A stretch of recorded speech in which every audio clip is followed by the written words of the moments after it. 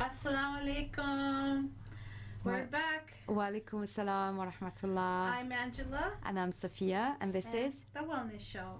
So we hope that you're all feeling good and benefiting from all our various shows. Some of them are more technical than others.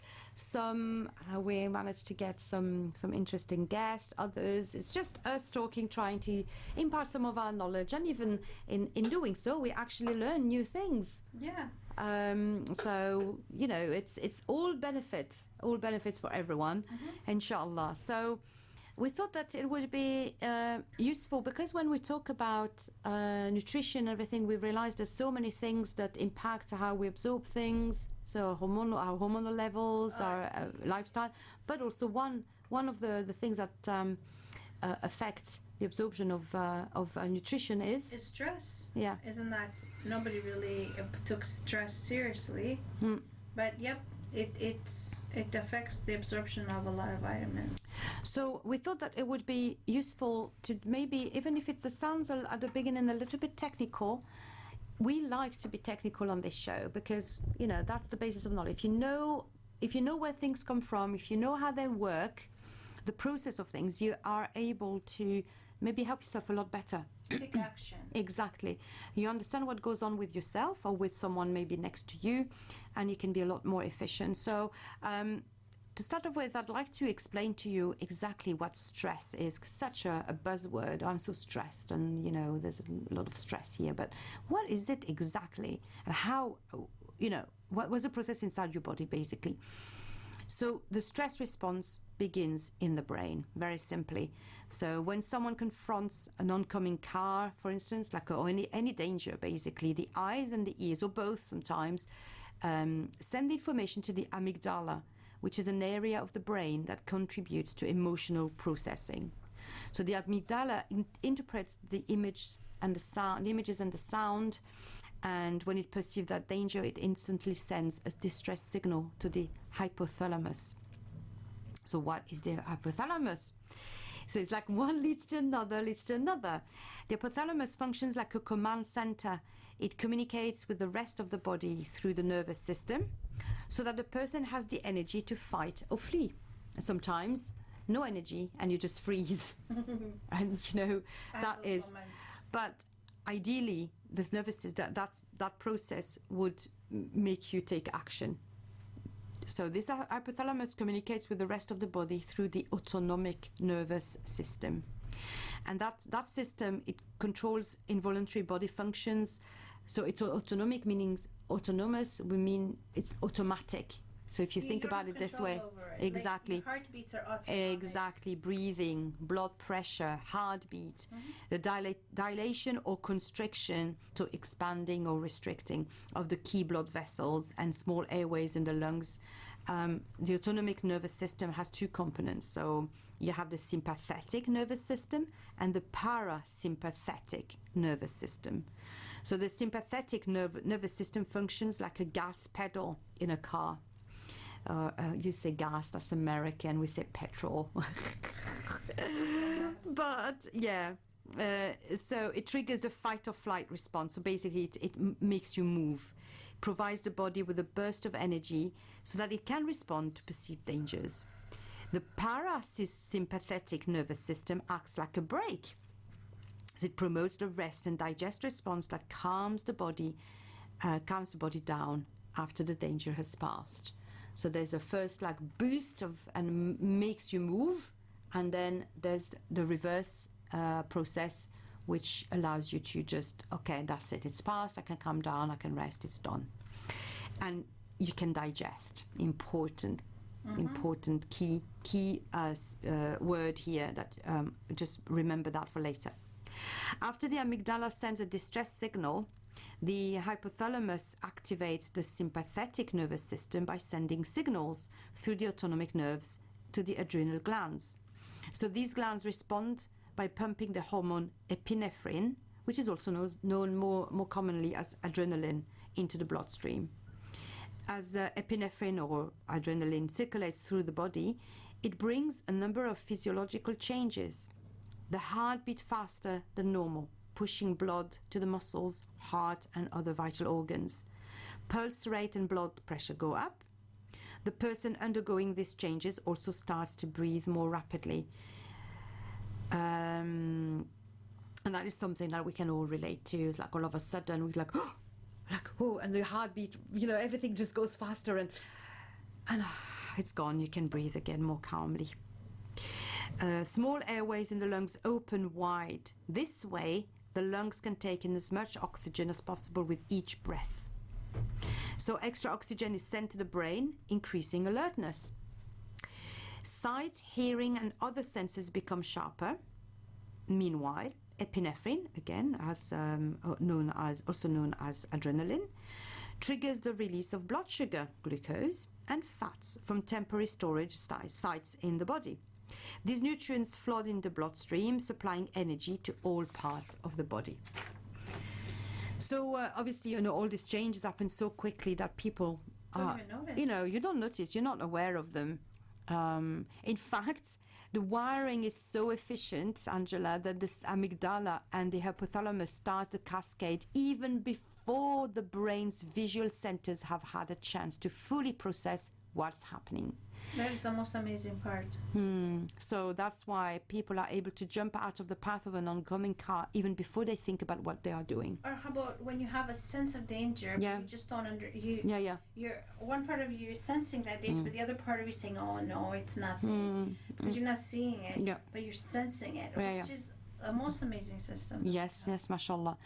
As the initial surge of an epinephrine adrenaline subsides, the hypothalamus activates the second component of the stress response system, known as the HPA axis. And this network consists of the hypothalamus, the pituitary gland, and the adrenal glands. So the HPA axis relies on a series of hormonal signals to keep to keep the sympathetic nervous system, the gas pedal, pressed down.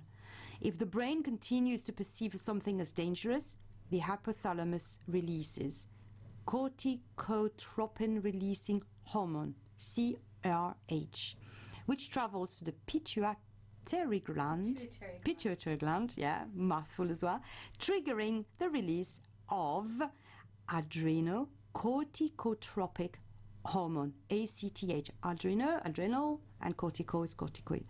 The hormone travels to the adrenal glands, prompting them to release cortisol. So the body thus stays revved up and on high alert. So even if you don't remember all of the details of the hormones, still you've heard them once, you know there's a process of different hormones happening in different places and different stages, which keeps your body on high alert. So when the threat passes, cortisol levels fall. The parasympathetic nervous system, the brake, then dampens the stress response. So this is how the body functions. Stress, there's a danger, stress, release different hormones, your body gets into high alert, your brain's alert, all your vital senses, the 5 senses are alert, at least sight and vision, and you move.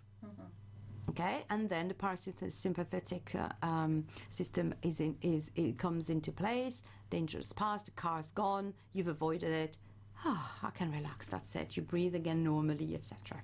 You stop sweating, all of these things happening, right? But then there's a problem.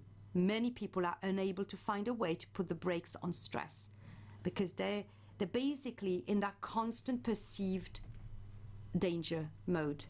So constantly revving up, never reaching the point where you can calm down. The parasympathetic system comes into play. So chronic low-level stress keeps the HPA axis activated. So much like a motor that is idling too high for too long. Imagine what that would do to your car. Yeah. So after a while, this has an effect on the body that contributes to the health problems associated with chronic stress. So persistent epinephrine or adrenaline surges can damage blood vessels and artery because they've been constantly expanded, increasing blood pressure, obviously, and raising risk of heart attacks and strokes because obviously, again, as you can understand, it's constantly pumping the high level of blood, it's all expanded, it weakens the whole system. Elevated cortisol levels creates physiological changes that help to replenish the body's energy stores that are depleted during the stress response. So this is where we have the issue with the nutrition. You can't absorb all the nutrition, and also we're talking about how you can't then reach the point where you digest your food properly because you're not in that resting situation. They inadvertently contribute to the buildup of fat tissue and to weight gain. For example, cortisol increases appetite, so that people will want to eat more to obtain extra energy, because obviously if you need more, if you need to be on high alert constantly, you need energy to fight or flight, so you will want to eat more and high energy food. It's true for a lot of people. Yeah, it also increases storage of unused nutrition as fat. The thing is, though, have you heard this idea from the past? Like, I don't know, when you were younger, people who get stressed don't eat a lot. But then I find the opposite. People who are stressed eat more, because food is like a coping mechanism. It can be. You've taught. That's like a learned behavior. Oh, you're stressed. Eat something, right? That's in a lot of cultures. No. So.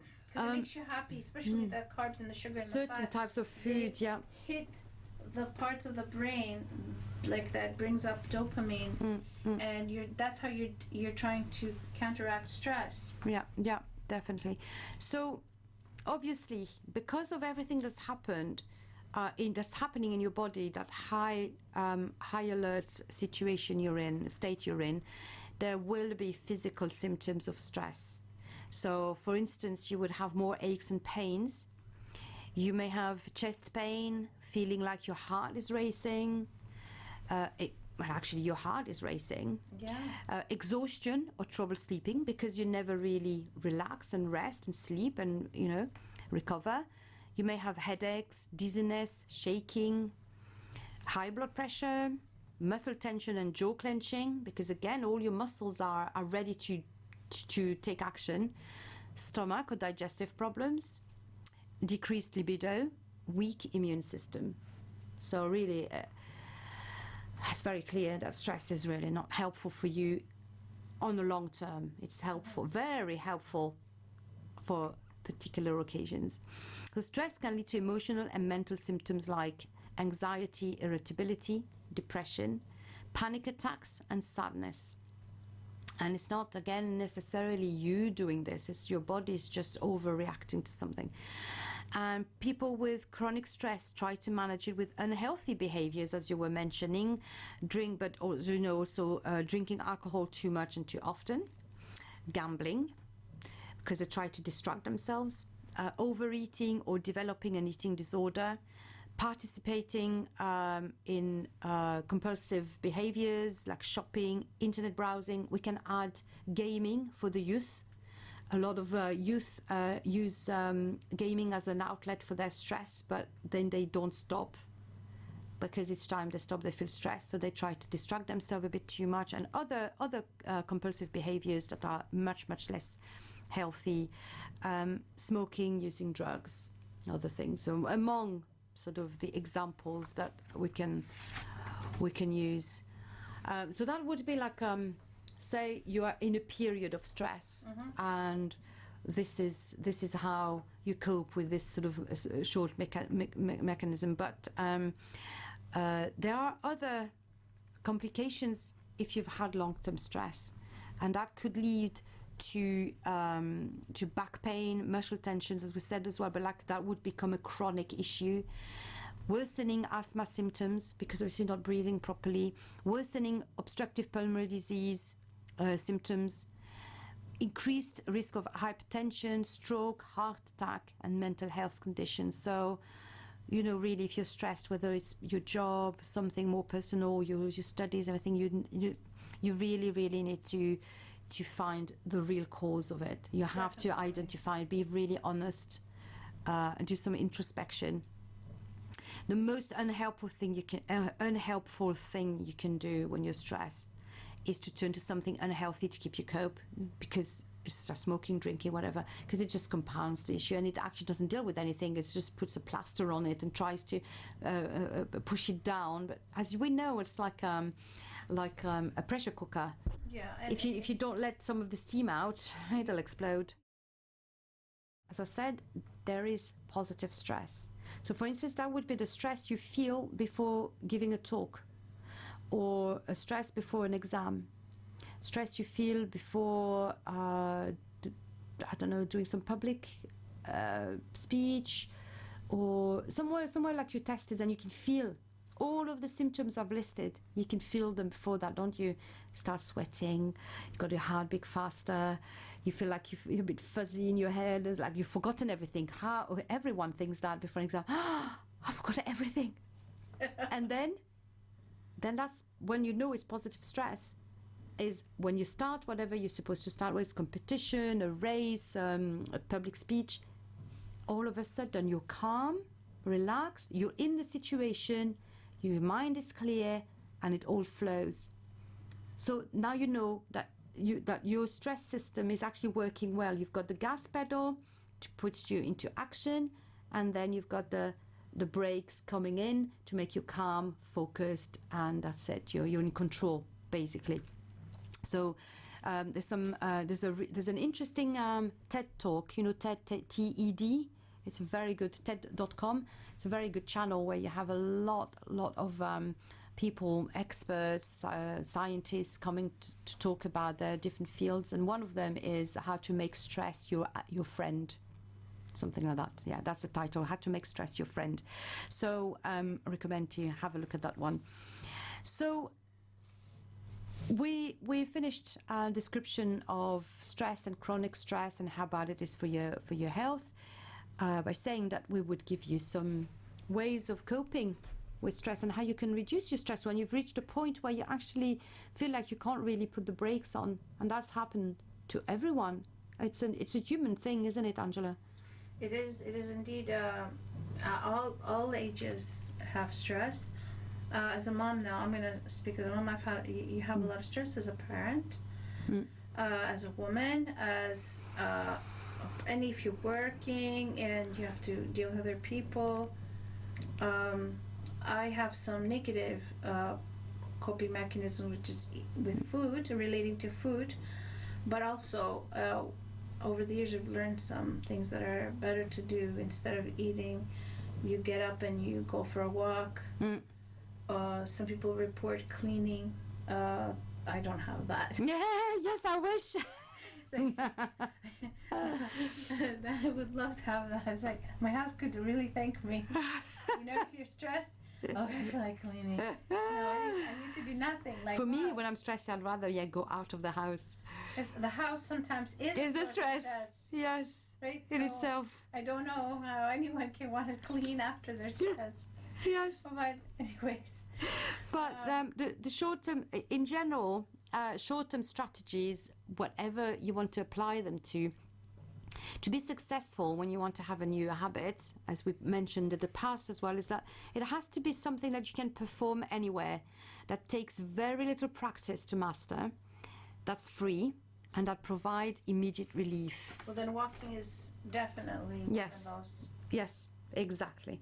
Again, you might be physically disabled and unable to walk. What we mean by walking is maybe going outdoors, even if it's in your street, even if it's somewhere else. Like as I said, for me, going out of the house is helps with my stress, because inside the house I tend to mull over things. Then go out, it distracts you. You see other things. Your brain is distracted. Also, especially if you go into some green surrounding, which in Britain we are blessed with. There are so many different little parks. So one of the first one that I'd like to mention, obviously, as Muslims, is pray. A Muslim or a believer, whatever religion you're in, but for us, pray and doing dhikr. In mainstream website, they call this meditate, to be honest. If you read how they describe, this is basically doing dhikr. You can also recite Quran and recite the names of Allah, especially choose the particular sounds and meanings of the names of Allah that are relevant to the situation you're in. So as-salam, the peaceful one, you know, even the sound of it is softening and relaxing. So reciting this, think about the meaning, maybe read up a description and explanation by a scholar about the deeper meaning of the particular names you've used, just to inspire you and bring that sense of more sort of peace, inner peace. This is what you're trying to achieve. Aromatherapy, so that's basically meaning using essential oils. That's something that I'm very, very, very keen on. Muslims have the ancient practice of bukhur, Yes, burning incense. Incense. So Definitely incense. It's definitely something that is. And incense is made with the resin of frankincense, Boswellia. That's a technical name, Boswellia. And you find frankincense essential oils. What I like about essential oils, especially when they're diffused with cold vapor, so don't burn them with a candle underneath, don't put them on your radiator with the little holders, because it does destroy the oil, the compound, the essential compound inside. It's best to use one of those electric vapor, cold vapor diffuser. They're fantastic. You just press the button and they diffuse, and then they stop automatically, either after a certain amount of time that you've decided, or once the water is all used up, and it can last for hours, and it's lovely, lovely, lovely feeling. You can choose different ones according to what you want. Freshening up, peppermint would be to make you more focused and alert. Lemon would be to cleanse the air if you have some. So what's the difference then? As a sidetrack again, what's the difference between that and using air freshener? Oh my goodness, air fresheners! They are a con. Air fresheners in a bottle that you use, they are a con. They make your brain believe that there's a particular smell. So it doesn't change anything in the air apart from putting a lot of toxic chemical in your air, which adds to the problems you're already having with your stress. You don't need extra toxic chemicals.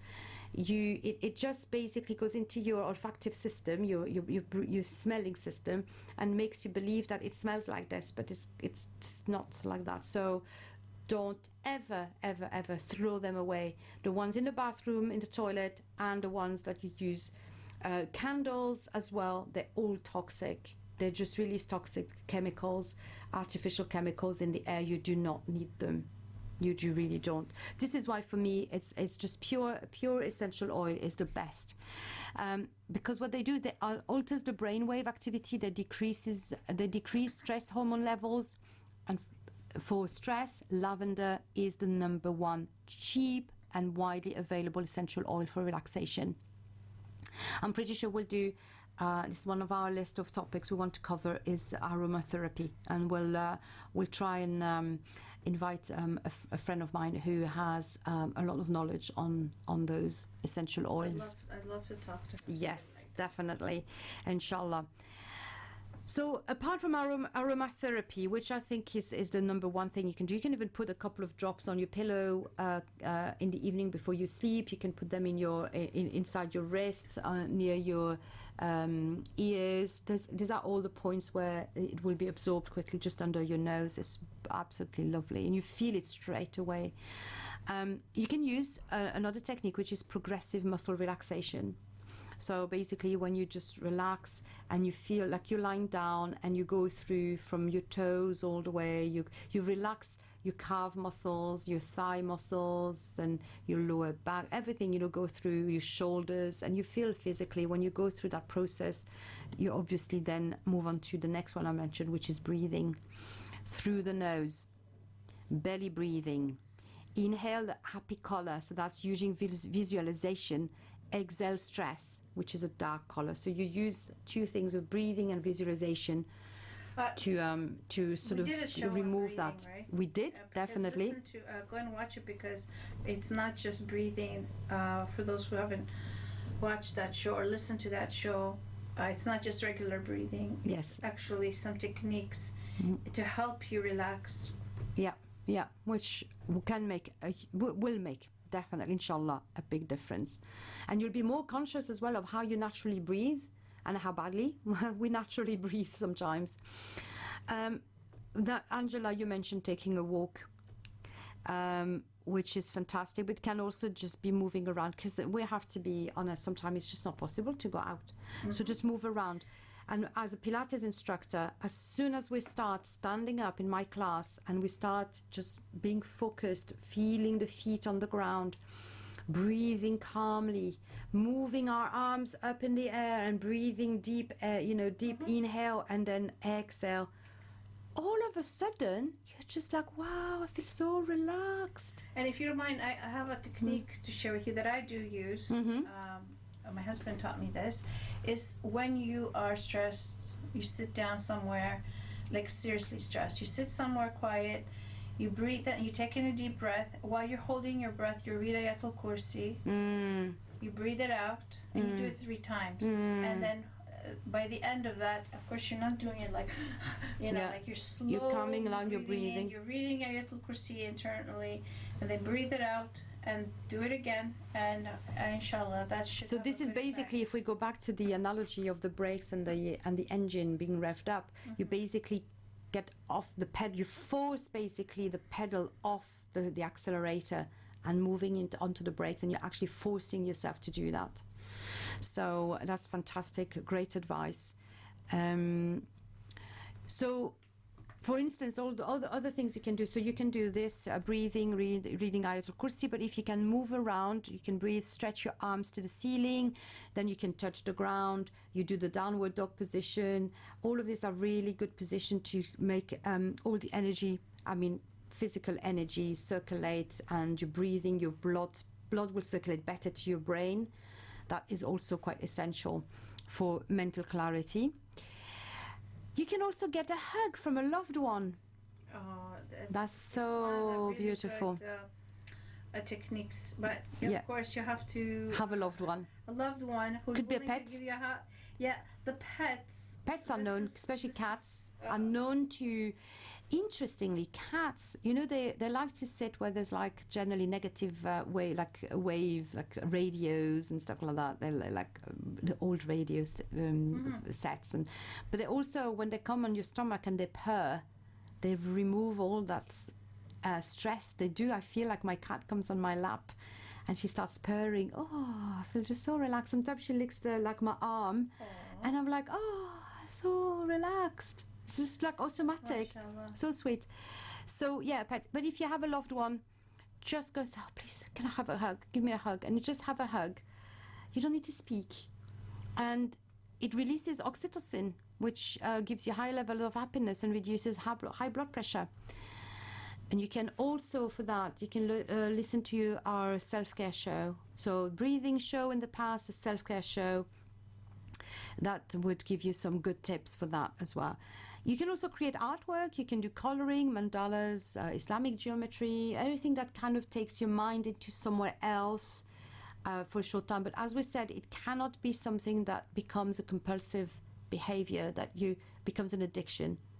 And anything good can become an addiction if you can't stop doing it and you neglect the rest of your life. So that would not be really, really good.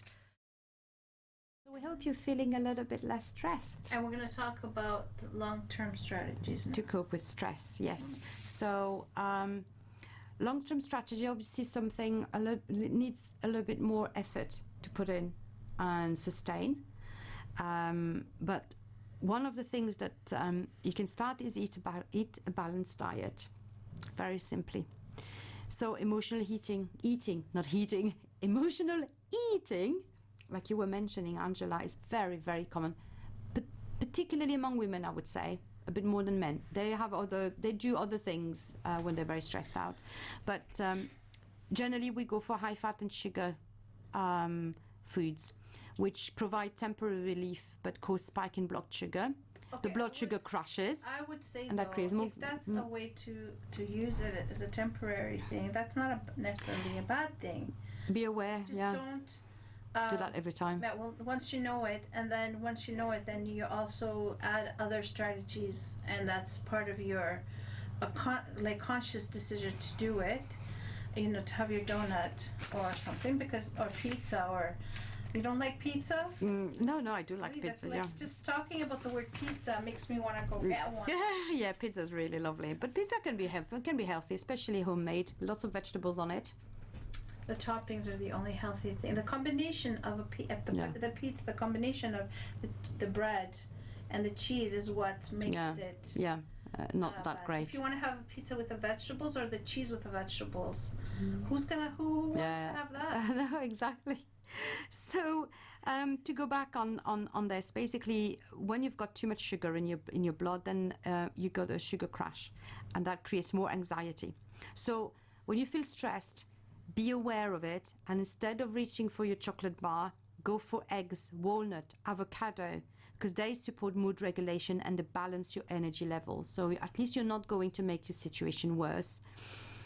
And you can also, there are some stress relief supplements, and this I'm taking from the NHS website, I believe this one. So that's one of the recommendations. So melatonin, which is a natural hormone that can help regulate the body's circadian rhythm, so it helps you to sleep better. It's not like a drug or anything. It's just increases what naturally occurs in the body anyway, which is melatonin, which makes your body feel sleepy and prepare for rest and recovery. So you recover better at night, therefore you wake up fresher. Ashwagandha, that's something I take, but that's for other reasons, because of the perimenopausal symptoms. It comes in a form that you can make tea with it. Yeah, you can make tea with it. You can have it in tablet format, in gel caps, with the herb inside. So ashwagandha is something that's been used in Ayurvedic medicine for thousands of years. It's an adaptogenic herb, which is thought to help improve the body's resilience to mental and physical stress. L-theanine, this is an amino acid that's been shown to help reduce stress, promote relaxation, and improve sleep quality. And lo and behold, B vitamins, which we mentioned in a previous show. Some research indicate that B vitamins may help lower homocysteine levels, reduce stress, and improve mood. So there we go. But there's other things you can do. You can make time for leisure activities, find a sport that you enjoy. If you need more social interaction, find a team sport. Netball, basketball, cycling together. We had lots of shows about walking and cycling, how you can join a walking group and join a cycling group. Lots of different ways you can do that. You can develop a positive self-talk habit with positive reinforcement of things that are meaningful to you.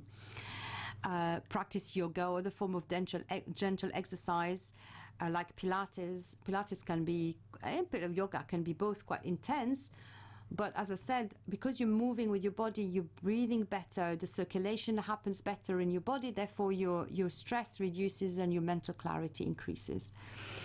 Prioritize exercise if possible, one connected with nature, walking, cycling, as I said, running, paddling even. So you can listen to our show on paddling. We had a wonderful paddler, a paddling instructor and sister who's trying to promote that a bit more, as well as a walker, a hiker. And just generally take control of your life. So I'm not going to let this control me and beat me. So taking control, so the lack of control or feeling that you're not in control is the main cause of stress, obviously. So taking control is in itself empowering, and it's a crucial part of finding a solution that satisfies you and not someone else. Connect with people, having a good support network, that's obvious, okay? Talk to them, be honest. Don't think you're the only one feeling stressed out or having stressful. You'll find actually a lot of people around you would say, yeah, me too. Okay, and that's really so you can find solutions together as well, not just help increase the stress. Have some me time. Again, we have on our show on self-care, we do go at length about how to create me time. Challenge yourself. You can set yourself new goals, challenges, whether it's at work, outside, learning a new language, a new sport. This can help build your confidence and reduce your stress level. Avoid unhealthy habits, as we said earlier. Don't rely on unhealthy foods or drugs or other things that make you feel you think you're less stressed, but actually they're just pushing things down, and this will come back.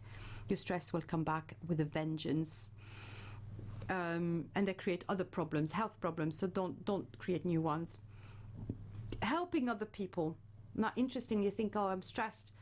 How am I going to help other people? And also, how can being even more busy with other people will help me when I'm already stressed? But actually, there's a lot of evidence that show that people who help others through activities like volunteering and community work often become more resilient.